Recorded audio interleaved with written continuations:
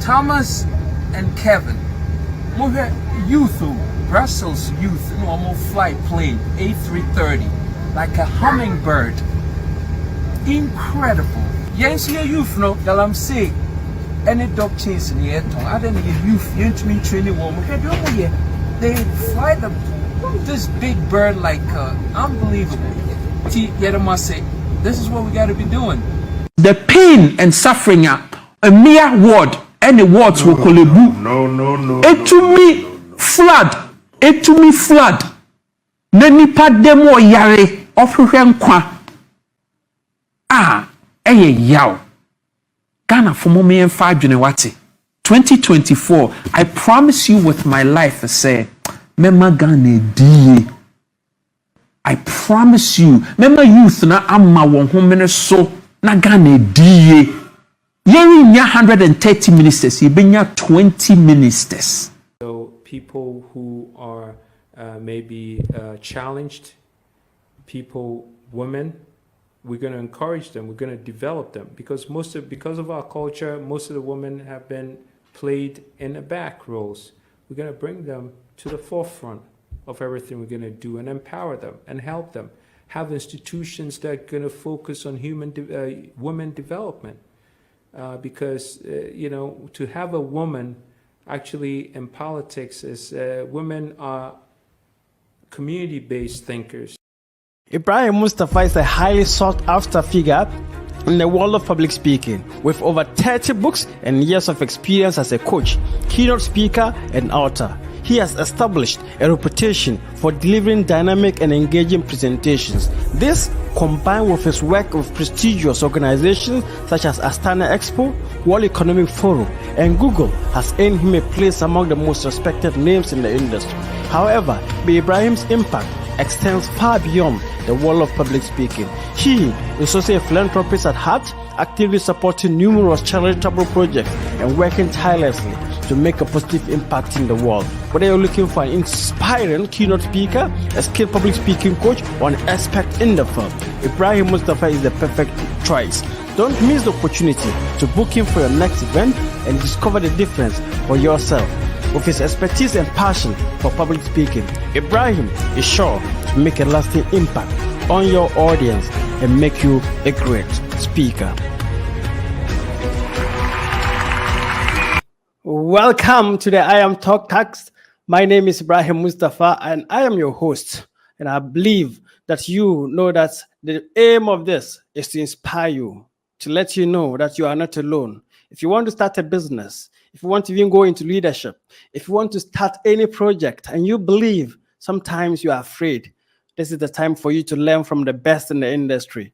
People who are pushing beyond boundaries and making sure that they give you and share their experience with you to help you do what you are supposed to do. Today, we have a great personality here. And I say he's a dynamic entrepreneur and advocate who is passionate about empowering people. He's not your typical politician, but a visionary running as an independent candidate for the 2024 presidential election in Ghana. Disturbed by the corruption in government, Kofi is determined to bring in change. His campaign, Agenda 2024, is a blueprint for a new Ghana, investing in his people's aspirations as a husband, father, and entrepreneur. Kofi is ready to lead Ghana into a future that includes all Ghanaians. Today, ladies and gentlemen, let's welcome on stage and to the show the man, the visionary, Kofi Koranteng. Welcome, brother. Oh, Ibrahim, I am so proud of you. Ibrahim, I am jealous of you. Let me just, I'm going to be full disclosure. I am so jealous of you because, Ibrahim, this is what I wanted to do. Wow. You know, what you are doing now is my passion, true passion. I wanted to be a speaker. I wanted to be, to inspire people in leadership. And I started training many decades ago. In doing this, I did the trainer with so many leaders in the field that you're in. And to see you just grow to be the type of person you are. I am so proud of you just looking at the videos that played in the back before we get started. So congratulations, man. Thank you very much. And thank you for the opportunity also. A lot of young people are looking up to you. When you go around the whole of Ghana and you ask questions, you realize that, yes, people are pointing fingers that this person can be a good leader. And that is why today I'm privileged and honored to have you here on my show so that maybe you can better lay the vision to young people. So sometimes the questions we are supposed to ask leaders, we don't get opportunities, don't we? We don't. So we are happy that you are here, willing to listen. And I think that if all the leaders that we have, political leaders, quote unquote, give us the free opportunity to listen to them, I think we'll be getting a step ahead. So welcome to the show, and maybe you can say one or two things about you and also tie it down to why you think that at this moment is the time for you to lead Ghana.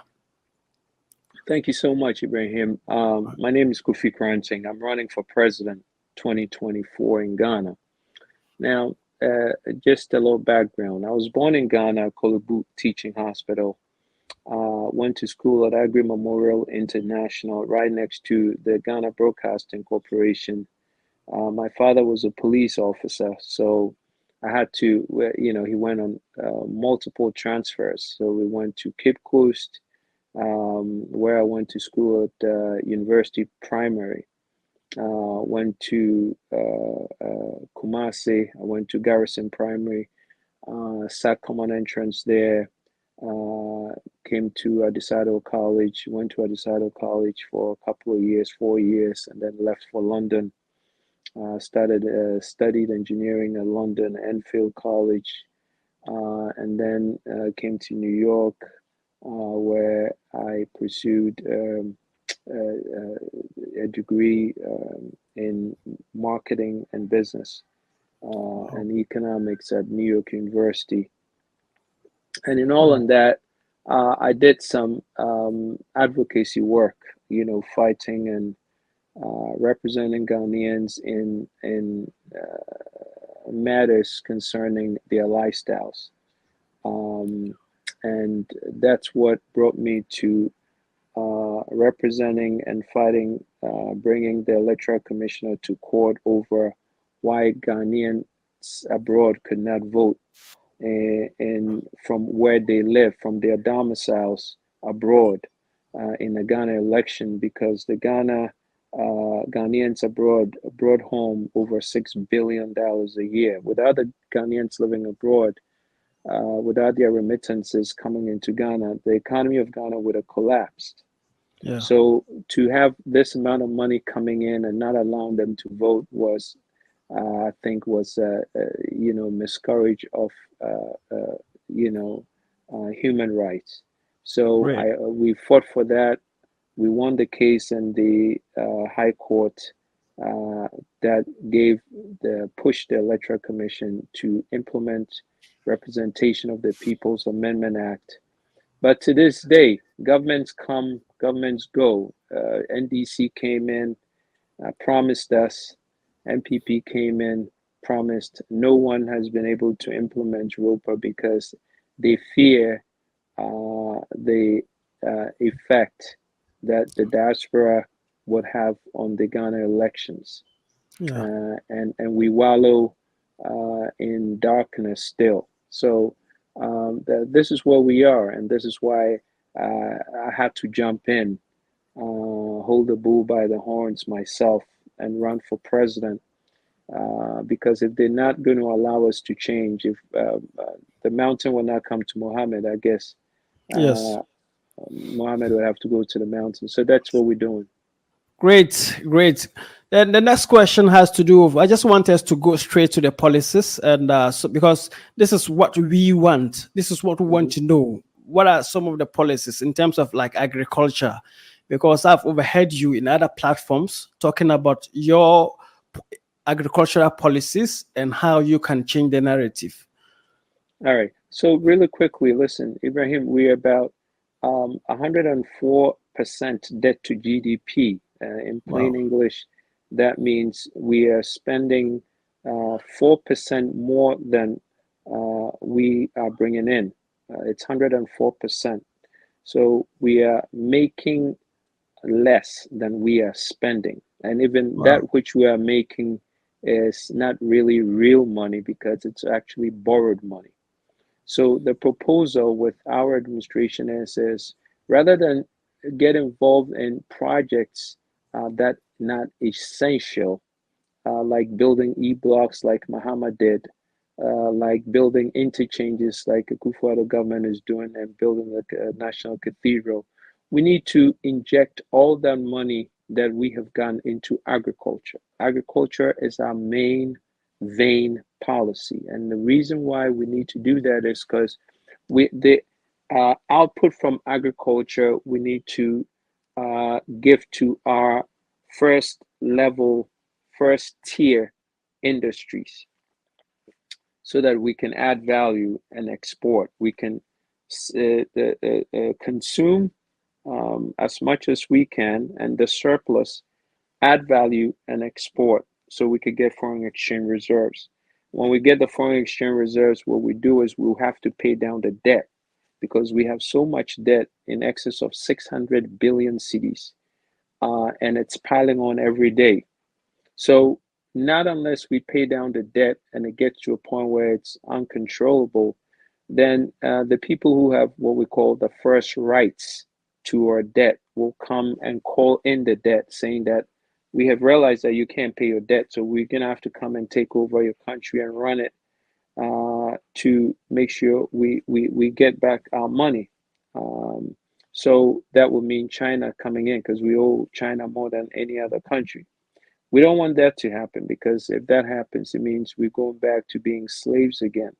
So the first thing we need to do is once we get foreign exchange reserves, we need to pay down the debt to manageable levels and then invest in more what we call horizontal integration, where we will now take 99% of our domestic market is absorbed by China and other countries.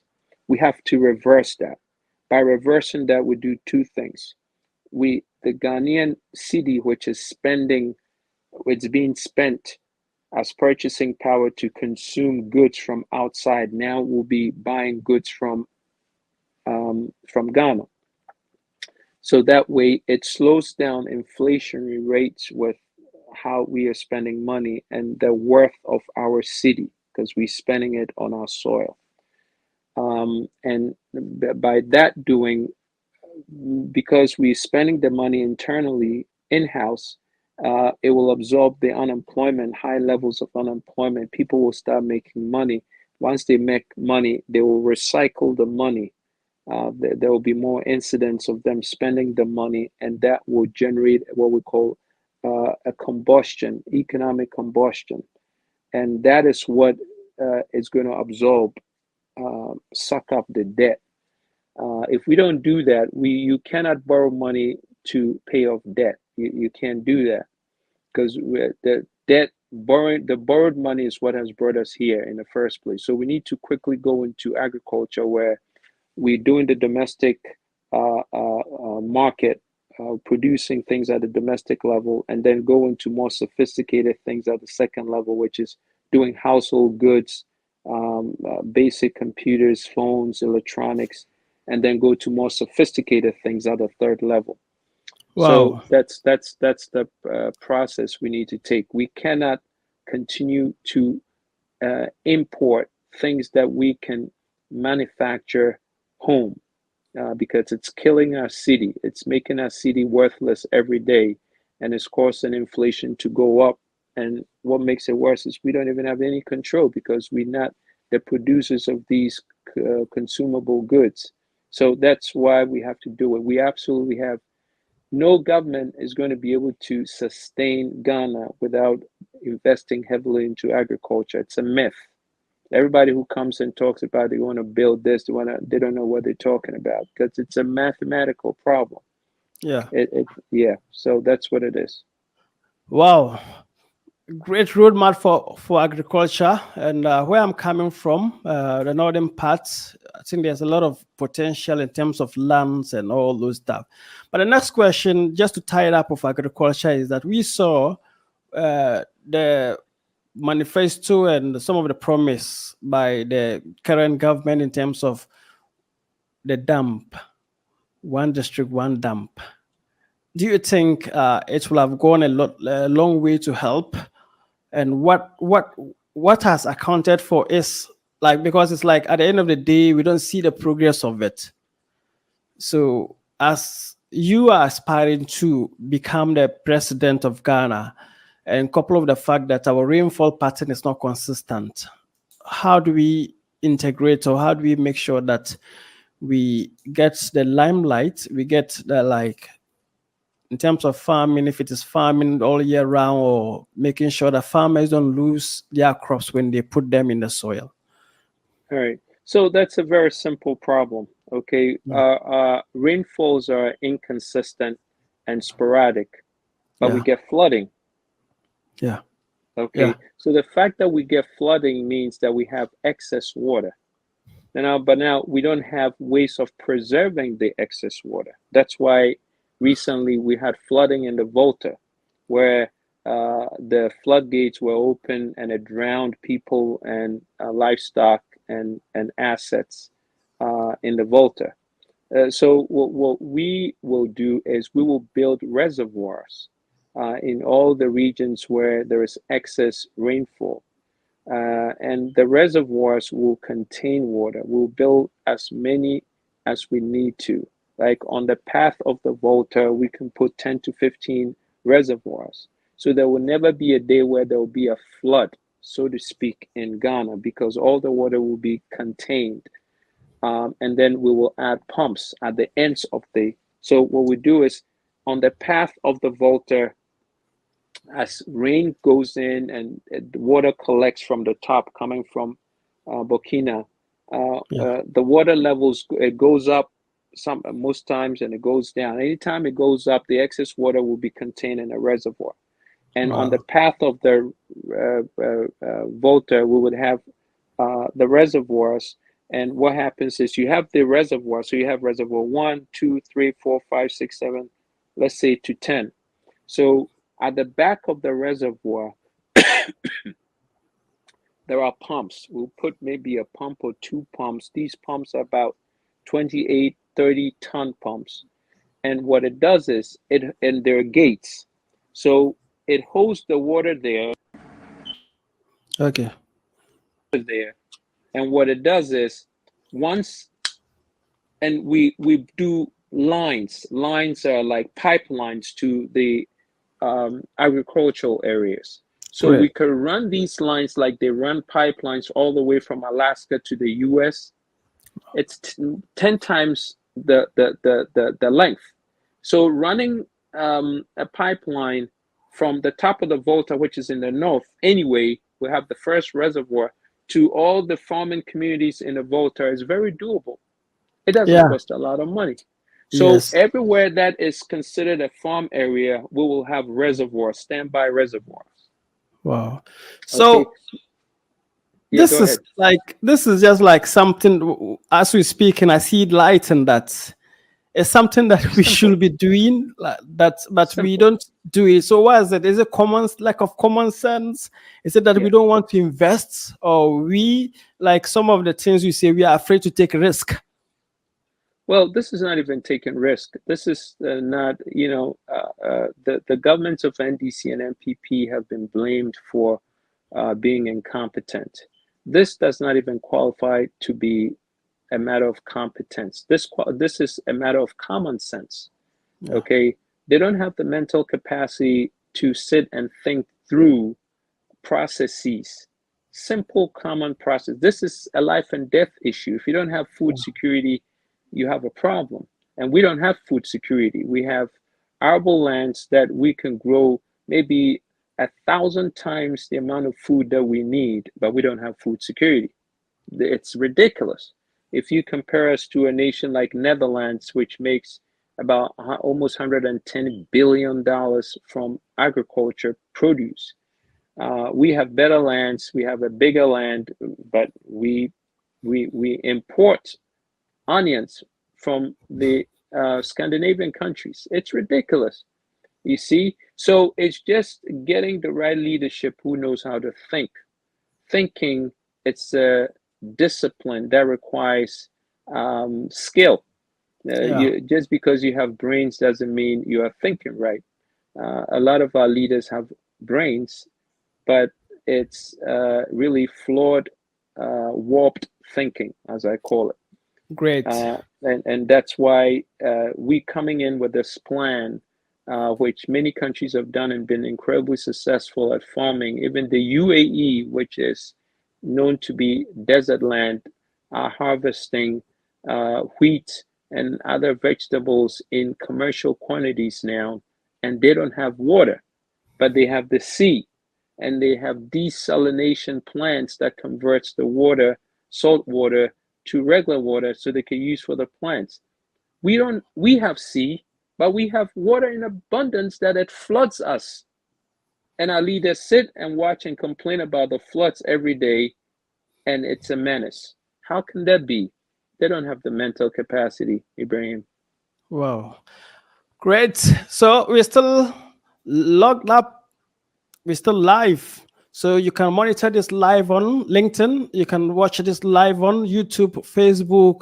You can also watch this live on TikTok and also on all the podcast platforms. Talk about Google Podcast, talk about Apple Podcast, Amazon Music, Spotify, and all the platforms, including my own radio, IM Radio, where you can monitor this and get this, watch this. Or also, if you are having difficulty, just type on Google, IM Talkcast, and you put in Kofi Koranteng, you should be able to see this. I believe in you, I believe in Ghana, and we believe in Ghana. Let's talk about healthcare, because healthcare and education, sometimes people will not appreciate what you say because maybe they're just sitting at the heart of Accra.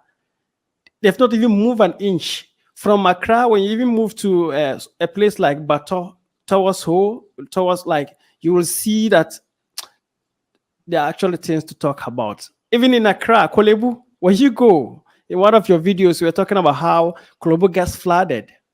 So what is the plan for healthcare and tied with education? All right. So the first thing I would say is let your food be your medicine and your medicine be your food. Yeah. Most of the things that we import into Ghana are poisons for our bodies. And we have a Ministry of Health who's not looking and paying attention. We have Food and Drug Authority who's not looking and paying attention. So what happens is people get sick, and then we have the most ridiculous healthcare system that's not functional. So then people die. You see, one of the biggest things haunting us right now is the onset of metabolic syndrome, which is responsible for strokes, high blood pressure, diabetes, hyperinsulinemia, all those things, that whole spectrum of things. Why is that the case? Because we eat all the wrong things, and then we exacerbate it with bad alcohol from methanol, which is like adding fire to adding jet fuel to fire.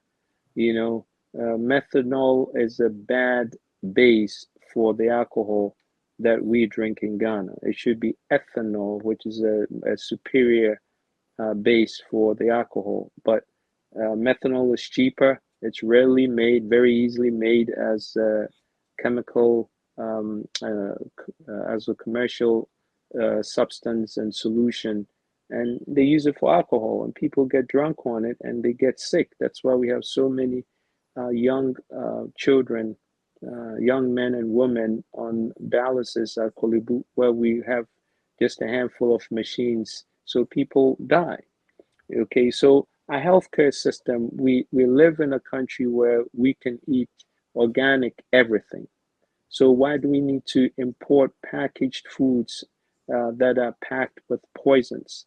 That's something you need to ask your healthcare Ministry of Health, that if I'm president today, none of these foods are going to find its way in. We're going to develop our foods so that it's nutritious, it's mineralized, it's fresh off the shelf, and we won't have any of these poisons come in. So that's the first thing. And then, as far as the healthcare professionals are concerned, we're going to train them so they are incredibly skilled, and we're going to have facilities for them to be functional in, which means we're going to have world-class healthcare centers.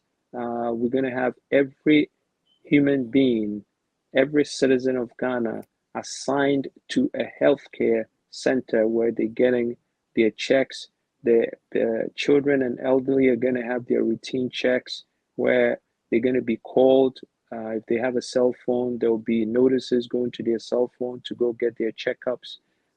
And for elderly people who may not be on top of their stuff, they're going to wear watches that's going to remind them and track them. So wherever they are in the country, their healthcare center that they are assigned to could track how they're doing and reach out to them if their levels are falling below standardized levels. So these are some of the things that we're going to do. But when you tie it in with the education, we're going to, part of this, the whole curriculum of our education system is going to be about elevating people's consciousness to understanding the things that we need to do to have a better life. So the eating is going to be incredibly, we're going to educate people on the right things to eat, how to mineralize your body, the things you need to do to have a full-fledged lifestyle. And it's going to go into curriculums, billboards, even television programs, and we're going to have time slots on peak television programs where there's going to be about educating the masses about maybe how to take care of themselves, and not maybe talk about all this useless things that we have on television for the sake of money. Then let's look at this. There's been much talk on what is happening in our economy. Now, some are saying they want to go for 24-hour economy, and some are focusing on digitalization. What is it that you will do better than the two? Or where do you see yourself like coming in? Well, it's one of the most ridiculous statements for a president to make that they're going to create a 24-hour economy, because a couple of things, Ibrahim. To even think about a 24-hour economy, you have to first have three things. You have to have connectivity. Yeah. Okay, you have to have competency, complexity. Complexity is the third thing I'm thinking about. Okay, so complexity, connectivity, and competency. So when you talk about connectivity, the first thing is you need to have what we call telecommunications. When you talk about telecommunications, you need transportation. Telecommunication, you need data. Okay, availability of data. You know how expensive data is in Ghana. Yeah. You need to have a fast-speed internet so that people can transact as quickly as possible. And then you need to have cellular availability. Okay, cellular availability is not cheap in Ghana. That's as far as the telecommunication is concerned. Then you come to transportation. Transportation, you need to have mass transit system. So you need what we call subways, a train system, maybe a subway, or maybe trams. And then you need to have boats moving people on water. And then you have to have bus systems. These are all examples of the mass transit system to move people from one place to the other. And that allows for them to transact business and be engaged in the processes of doing commerce. Okay, so when it comes to connectivity, that is the key point. And this is what the Chinese established first, that they understood that to even build an economy, you need to first establish transportation, and that's why their network is one of the best in the world, because without transportation, you cannot establish an economy that's effective. So we got the transportation out, the connectivity out. Then you need complexity. Complexity is knowing how to do something well to a very high degree. Because once you know how to do something well to a very high degree, what happens is it spans off other things. So when you know how to do or build a computer very well, then you can do other things that depends on formation of a computer. So computer integrated processes are easy for you because now you're able to build a laptop. Then you can build supercomputers to control maybe robots in an assembly line to do more sophisticated things. So that's competency. And then you need what we call complexity. That's what we talked about. Complexity, and you need competency, which is just knowing how to do something, which in Ghana, most of us and the companies and the agencies that we have don't run well. So if you don't have these three things, it's almost impossible for you to come up and say you want to establish a 24-hour economy. You cannot go into somebody's home and say, I need you to get involved in a 24-hour economy. But what you do is you as a government, you make resources and infrastructure available.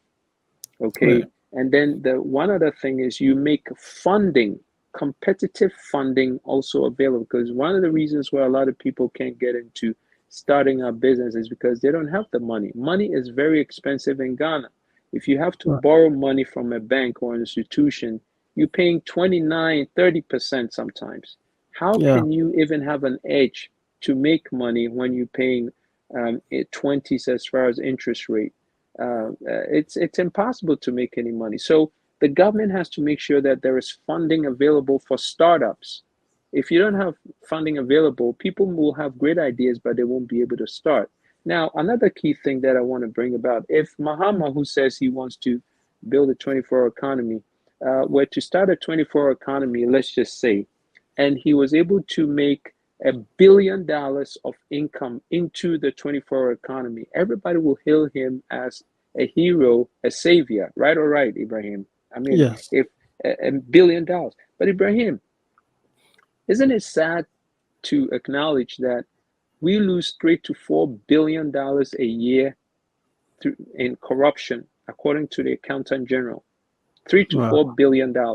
So now my question and what I am proposing is this: wouldn't it be better for a president who is thinking about a 24-hour economy to first think about eradicating corruption, which is responsible for $3 to $4 billion a year, than to think about just leaving that alone and going to establish a 24-hour economy? Because Ibrahim, the truth of the matter is if you do not take care of corruption by establishing a 24-hour economy, you have just given rise to a 24-hour corruption.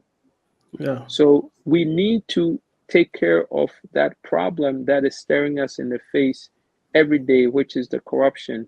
I'm sure you heard just the last couple of days that the Accountant General come out that in 2021, the ministries, some ministries and some businesses accounted for 170 billion cedis of technicalities that is all wasted. 170 billion cedis. You heard that, right? Yes. So if me as a president, my goal is not to create a 24-hour economy. My goal is to rid the country of corruption. And change the constitution and institute a national development plan. Things that will make what we are doing now tight, so that when we get the concept of doing things right, 24-hour economy will come as a default. Do you see what I'm saying? You don't plan a 24-hour economy. You set things to hum in the economy, and then the economy will give birth to a 24-hour economy. But you don't go out to plan a 24-hour economy. And this is our difference of consciousness in how we handle it. Meanwhile, we are planning on a 6-hour economy. And the reason why we are planning on a 6-hour economy, Ibrahim, is that because of the innovation of artificial intelligence, cellular intelligence, augmented reality, virtual reality, it makes processes tighter. If processes are tighter and more efficient and more effective and functional, then it means you can use less to get more. Right. So I want Ghanaians to work less and live more. That's why I am proposing, I will bring about a 6-hour economy, not a 24-hour economy, because we need to live more and work less. We need to live more and work less.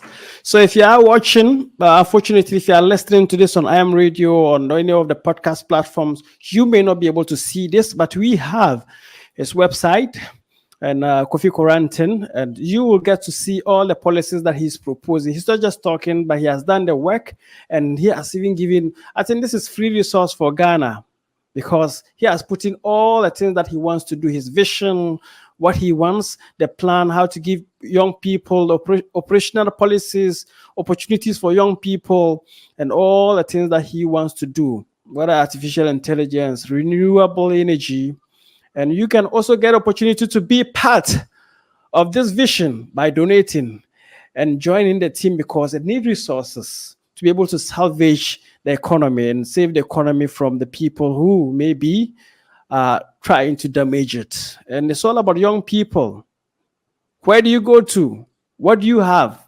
It's Ghana that we have. If we don't save Ghana, no one can save Ghana. It's you, your vote, and also your power in terms of supporting, because it needs resources, it needs support, it needs encouragement to be able to salvage ourselves from this type of leadership we are seeing. But I'm not here to judge and tell you that vote for this person or that person. But if the economy is good for you, you can keep on voting for who you want. But if it is not good and you see that your children will not have a vision, it's time to make a difference. I believe in you. And welcome back again. This is IM Podcast, and this is kindly supported by IM Store. And with this Christmas, don't go there and deceive your kids and say rich uncle, rich auntie. And once they are coming, you dodge them, you buy them toffee. No, buy them something that they can write on and be innovative and draw. And you also have Magas Homes and Luxury Apartments. They've been supporting us from day one. They've been keeping us down, and they are making this possible. So get them if you want to build, if you want to buy a house, just get them and they will be able to do that. So let's come back to the studio and listen to the visions, the ideas, the policies to make Ghana work again. You touch on corruption a little in your submission about the 24-hour economy. I can also tell you for one or two reasons, sometimes I get annoyed. When I go to the airport and I'm coming from the airport, maybe when I travel from any part of the country, the world, and I come to the airport, the taxi drivers, they charge me higher. And one day I complained. I said, why? I know where I'm going. They said, oh, this parking space is not for government. It's been sold to a Nigerian man. Excuse me, literally the guy said, oh, it's not, it's for a Nigerian man, and he brings his policies. So he charges them for even parking. That's maybe 10 cedis or more. So, and it gives me the idea that maybe we are not in control at the airport. Is that true? We're not in control everywhere in Ghana. We have American bases in Ghana. They could walk into our country, come into our country without a visa, without a passport, just an ID. They could come into our country, but our soldiers cannot go to America with a full-fledged passport, and even with a visa is tough. You can walk into any part of America as a Ghanaian soldier, but they could come into our country and walk anywhere and demand access. They could carry arms to protect themselves if they feel threatened. Our soldiers don't have the rights. The places they have access to, our soldiers don't even have the rights to. What kind of agreement is that? You know, we sold the harbor, the biggest money maker. We sold it to a French billionaire, Vincent Bolloré, who is Mahama sold it to in 2015, and they're going to own it for, the deal was for him to own it for 35 years. We now sold the lithium to a company in, I believe, Australia, who don't even have the money for their exploration. But Ghana government has turned around to give them money to buy shares in a company who has not. It's sickening. And then the Nigerian guy who owns Ghana, who is friends to the president, owns, and now they want to even buy all the land around the airport. Wow. Yeah. This is serious. And this is the same guy who charged Ghanaians $150 per person during the COVID time and gave Ghana government $10. They charged $150, took $140 and gave Ghana government $10. So these are things that make you kind of cringe. It makes you ask yourself, who is the Ghana government really working for? Do they represent Ghana? I don't think so, because their policies are not pro-Ghana. Wow. Let's talk about the debt. The debt ratio is alarming, and when I see sometimes I see figures and I feel like it's like at any point in time they can just come and tell us that move out of Ghana, you're not we are buying Ghana, or the Ghana is not for like Ghanaians. So how do you tackle debt to GDP ratio and the alarming interest that we pay even on our debts now? Well, the only thing, like I said before, we're going to be able to do is to stop the hemorrhage. The hemorrhaging has been going on because we don't have any income coming in. Until you have real income, when I say real income, I mean organically generated income, income made on Ghana soil by Ghanaians. We don't have that coming in because we don't have any industries. People are not making money, so they're not spending. So how do you generate income? So it has to be a government who's focused on building wealth for its people. And the only way you're going to be able to build wealth for your people is if you have manufacturing, major manufacturing hubs, manufacturing for the people, so that their money is spent on the goods that they themselves produce, and to have a surplus to add value to package. Ibrahim, none of our exports, we have gold, cocoa, and oil, which represents 80% of our exports. None of these things we add value to. We just give it away on a silver platter to foreigners. Why is that? We don't add value to anything. The bauxite, we don't add value to tomatoes, to onions. Oh, I'm sorry about the tomatoes and onions. We don't even produce enough for ourselves. So I take that back. So how are we going to be able to? We consume more tomatoes than Italy, and that's why we import tomatoes from Burkina, from tomato paste from Italy, and most of the tomatoes that we get from outside of Ghana, it's been filled with soy and other ingredients that's making our people sick, and we sitting on tomatoes. We are a petrol importation nation because the price of petrol affects pretty much everything consumer goods in Ghana. Yet we sit on petrol, but then when we drill our petrol, we give it to foreigners to go and refine, put it on a vessel and bring it back to Ghana to sell to us. The money we could have used for the for drilling the petrol, we put it in a national cathedral, because we promised God that we were going to build him a cathedral. So God will be very upset with us and maybe end the life of all Ghanaians if we don't build him that cathedral. And then we have people in the parliament, NDC and NPP both allow for this to go through. You see, we spent over $500 million. You are telling me that we could not build at least 100 companies with 500 million, each costing 5 million? Of course. Of course. You know, we have, go to the north. You are from the north. Ibrahim, every seed, every grain in the north can be, we can add value to that, for that to be a major commodity. We have the space. I was in Shanghai. The size of Shanghai is a little bigger than Greater Accra, and there are 27 million people who live in Shanghai. We can have basically the whole of Ghana live in Greater Accra and a little part of Eastern or Central region, and the rest of Ghana used for agriculture. We will be the world's wealthiest nation within 5 to 10 years. Why are we not doing that? Meanwhile, all our people, even graduates, are living in containers alongside the waterways where the most expensive real estates could be constructed.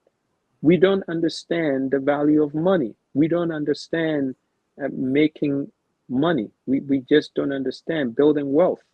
The concept is foreign to us, you see, because we have these guys who call themselves leaders, who are called position holders, who do not understand how money works.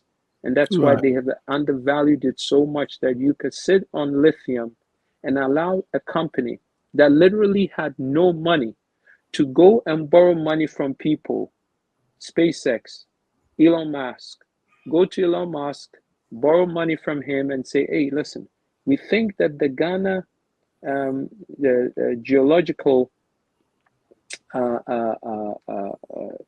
corporation, they did an analysis in 1969 and their findings look like there's lithium in Ghana. So let's go and rehash that exploration that they did.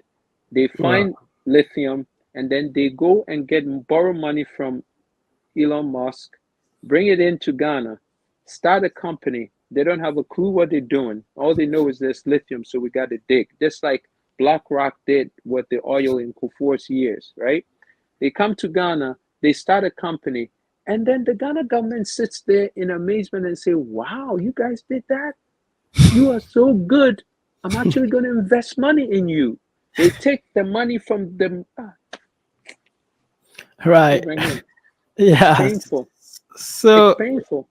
It's painful, and the reality is that most people will not even appreciate what you are saying, because they don't see what other economies are doing. Sometimes I go to the desert safari in Dubai, and as we are using the cars to just go around, then I keep on standing and seeing that, what is this that we can't do?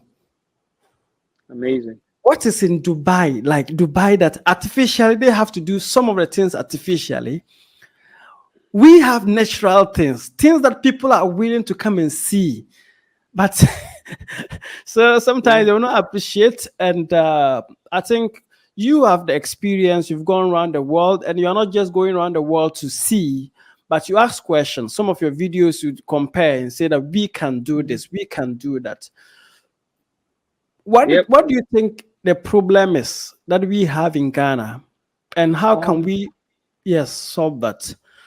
Well, like I said, Ibrahim, our leaders don't have the mental capacity to think past what they eat on their table today. That's pretty much, they're very short-sighted. And you have to have a special human being in the way that they think, a visionary who sees 10 years into the future. I see 50 years into the future. And I have seen the future of Ghana, the Ghana that I seek. And that's why we have to remove these two people. They are brothers, they are friends, they are family members, but they just don't have it in them. You know, they've been to all these places, they've been to more places than I, but they don't take with them the experience. They go eat, sit, drink the most expensive wine, and come back home empty. When I travel, I make observations, and I see how we can use what we have in our jurisdiction to build bigger and better than them. And I promise you, with what we have in Ghana, like you said, Dubai has nothing. And if you look at what Sheikh Rashid Al Maktoum has been able to do with literally nothing, one person, and you take a look at 275 legislators in parliament. You have the executive office, you have the judiciary, you have all the advisors, council of elders, state, count this, and they sit. And what do they come out with? Oh, well, we have flood. Wow. We have a flood in Accra. For the last 20, 30 years, we still have the flood. The streets are filthy. The place smells. We don't have a sewer system. Even Accra doesn't have a sewer system. So, God bless all the other parts of the country. So what are we doing? Who's running the country? And then they fly around 618 of them, board a plane and go to Dubai for a COP28 conference. Really? Food, beverage, hotel, per diem, and then they come back. When you could have just watched the video for an hour and learned everything from the comfort of your living room. It's insulting. Yeah. It's insulting. But like I said, till we change a government that sees past what we are talking about, nothing will change. And now is a time for Ghanaians to come together and say that enough is enough. These guys are not going to be able to serve us. The governments of NDC and NPP are short-sighted. They don't have the vision, the leadership to take us into the next millennium. We need someone who could craft a new world for Ghana, where water will not be a problem, where there will be power 24/7, our streets will be clean, our children will go to school, our daughters are safe on the streets, and we will have the infrastructure to build and to multiply wealth. That's what you need. And Kofi Koranteng is the person. It's just as simple as that. Not unless you have a government that can show you how they're going to be able to build 10 things, and the 10 things are housing. Housing is a problem. All these 10 things are a problem. Housing, healthcare. They're going to have employment, education. We're going to have telecommunication, transportation. We're going to have